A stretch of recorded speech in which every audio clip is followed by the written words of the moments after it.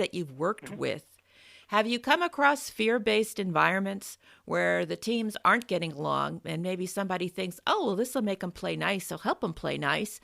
And there's just a tension in the air that you can kind of cut with a knife. Yeah, I have. I've gotten anywhere from that to this is clearly a reward for these people because they already get along great. But that's the easier one to talk about. So let's go back to the first one you were referencing. There was one, in fact, where the guy said to me afterwards, I didn't want to tell you how bad this group was because I was afraid you'd turn it down. I said, no, I wouldn't have turned it down, but it actually would have been useful information going in. But it was good that I didn't know in that case, because I treated them like they were all going to get along, and the games brought out such good in all of them that I didn't know really that until he told me later how dysfunctional the group actually was. But there are other times when I could feel it. There was a group, how can I allude to the industry?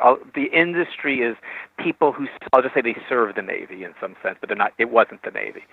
And there was some clear tension between some of the people and some of the groups, and we're not going to fix that in a day. But creating an environment where people can play and chuckle with each other and have that sense, it's a good thing. It's healing.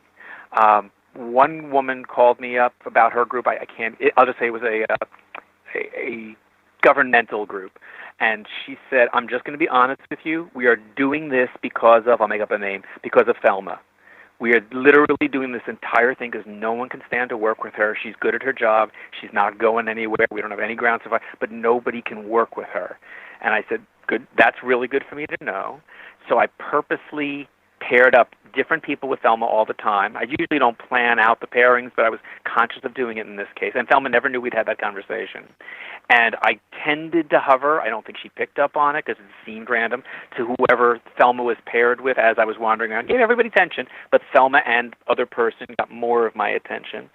And it helped because when Thelma would cut people off, I'd point out in a loving and supportive way, a different way, try that, and she would. And I was rooting for her. And I was like, yeah, that was better. How did that feel? How did that feel receiving it? Great. See how you two do. And Thelma, with my guidance, started having more fun and better interactions with people. And at the end of the day, Thelma was like, as people were drifting out, she was like in the middle of the group. She was like, bye, everyone. See you tomorrow. And after she left, all of a sudden, everyone left was like, oh, my gosh, I had a conversation with Thelma. Thelma smiled. Thelma laughed. Thelma supported my idea. And, I'd like to believe that carried over into the office. The boss gave me a really nice letter where she said it happened. Hopefully it continued in the long run. Like anything, it needs reinforcement. But it doesn't necessarily have to be from me. Just reinforcement from coworkers thanking her, saying, I enjoyed working with you today, that kind of support. You start a ball rolling, you got to keep it pushing it a little bit.